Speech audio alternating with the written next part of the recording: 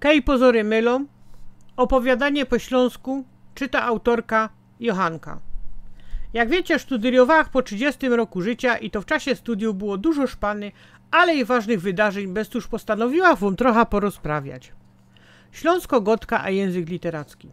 Jak wiecie, umia się przedstawić, a jak chce, to godą czysto po polsku. Nieraz widza szeroko otwarte łoczykę i rozprawią językiem literackim.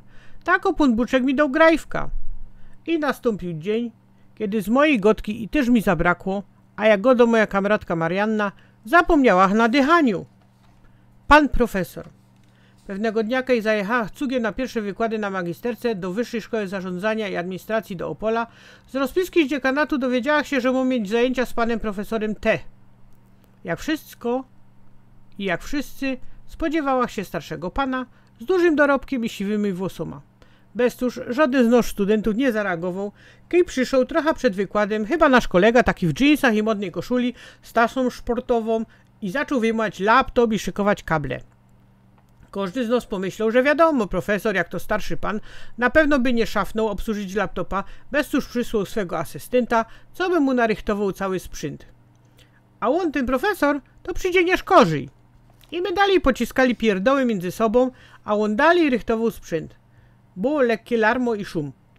Gryfny i świarny asystent, Łoros, stanął na środku, wziął mikrofon i uśmiechnąwszy się szeroko, pokazał uzębienie i sylwetkę godne najlepszych top aktorów z USA, powiedział: Witam Państwa, jestem profesor Marek T.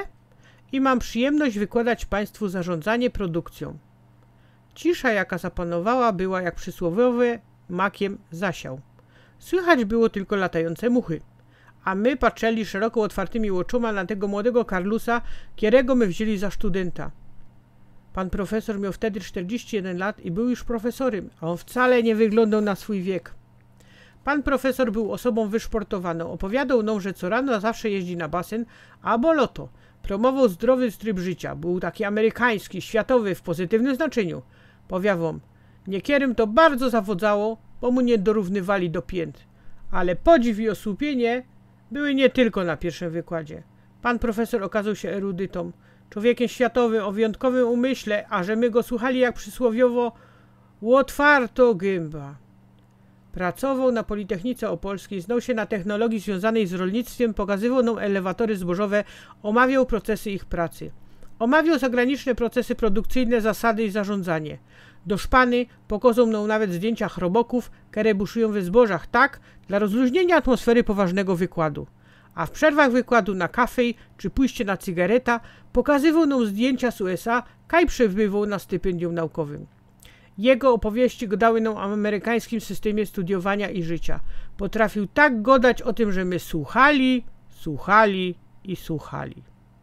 Lubił dyskusje na wykładzie. Używał wielu obcych słów, które objaśniał nam od ręki. Jego polszczyzna powalała na kolana. Powiem wam, że jeszcze nie spotkała takiego człowieka.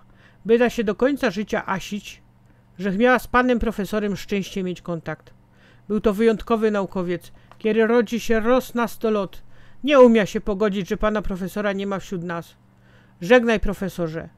Dopiero Teroski napisał to wszystko, bo nie umia dalej uwierzyć, że pana, panie profesorze, nie ma wśród nas. Nie umia się z tym pogodzić.